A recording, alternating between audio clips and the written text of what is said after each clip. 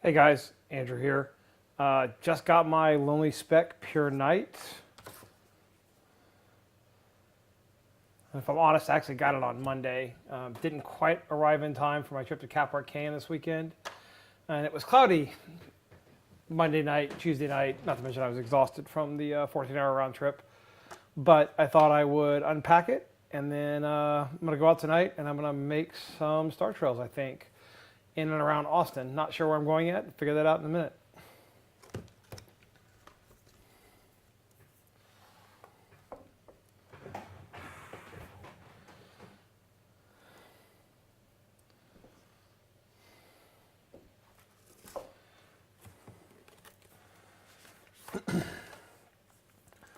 So, comes in some nice packaging. Nice little thank you note from Ian.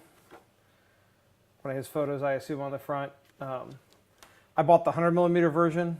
Couldn't really justify the upbuy to the 150, even though I have an Nikon 14-24.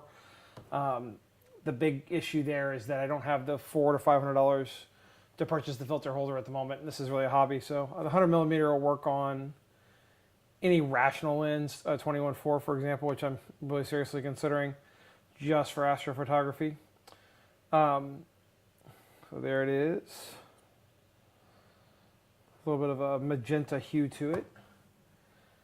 And then if we take the bottom of the case out, there is a nice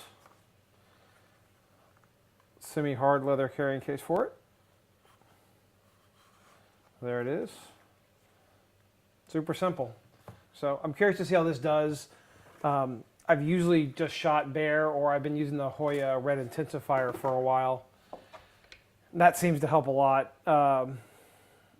in areas with a lot of light pollution, but it produces some really interesting color shifts. I assume this will do the same thing. After all, we're taking part of the light spectrum that's coming into the camera and just getting rid of it. So we'll see. I'm curious to see what pictures with this look like.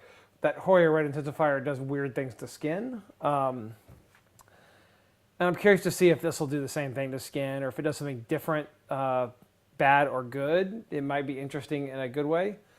So we'll see. Okay, so I'm out at Inks Lake State Park out here past Burnett near Lake Buchanan. Found a scene I like. Got my camera set up on a tripod.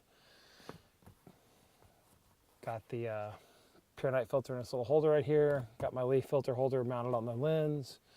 Going to be using my old 28-70 today because the only filter rings I have for that leaf holder are for the 28-70 at 72mm thread size. Once I get this set up, I'll probably go set up another star trail with my second camera, 14-24. Should give a little bit of basis for comparison, even though I'm not going to shoot exactly the same direction. Also going to take some pictures with and without the filter. So let's go do that. Not that you need to see it. D810, Lee 100mm filter holder. This came out. I've heard other people complain about that. So we have our friend, the gaffer tape. My intervalometer set up, Arduino inside here with the Bluetooth connector. Custom app on my phone to control it, just plugged into the bottom of a remote that I Frankensteined. So let's go. So I'm going to take a couple shots. I think this is my final composition.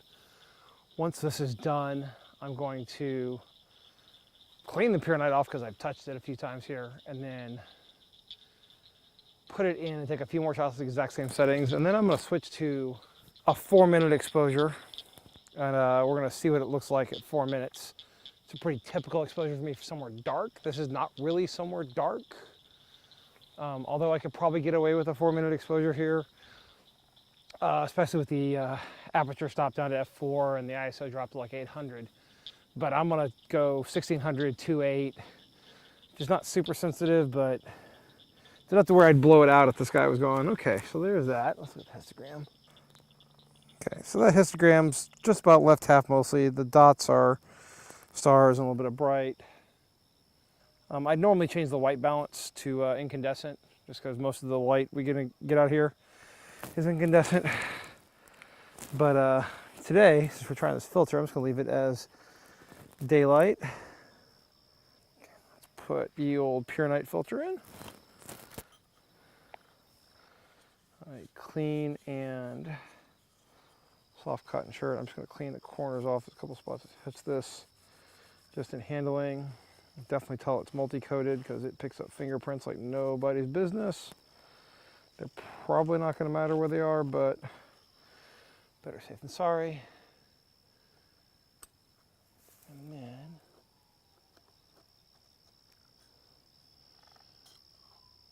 slide that right on down. Okay. So let's go with our first shot here, 30 seconds. Let's see what we get. Okay, that's already looking pretty different. A little darker. White balance is much closer to correct, so does daylight, which is refreshing. Just looking at it, I'm not going to bother to put the camera over here because, yeah, even with that zoomed all the way in, autofocus and all that. Can't tell if there are more stars on the screen or not. There's certainly better contrast in the ones near the horizon, which I'm shooting pretty close to the horizon here, so you get a lot of light pollution that way. So now, I'm at 1600, 30 seconds. I'm gonna go to 1600 bulb f2.8. That's normally outside the range I would shoot in. And now we go to our app, my app for my interval number that I wrote. So I'll tell you what, we're gonna do one 4-minute exposure just because. And 4 minutes is 60 seconds times 4 is 240,000 milliseconds.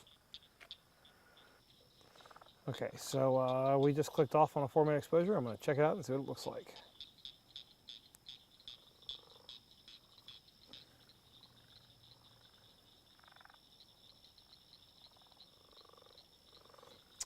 Okay, so getting a few blinkies on the highlight warning, but they're only stars.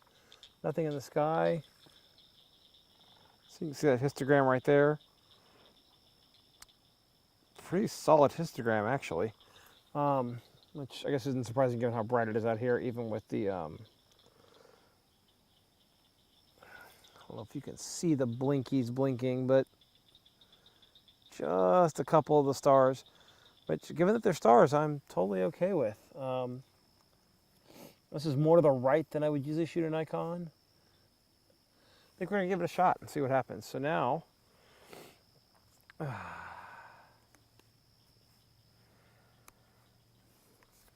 gonna go to my intervalometer app. Not nearly as pretty as some, but it works. Hope connect. Okay, good. 6 hours, 4 minutes exposures, 250 millisecond gap. There it went. Kill the light. And I'll be back in a couple hours. Back in my office, I've got had a glass of tea, downloaded everything.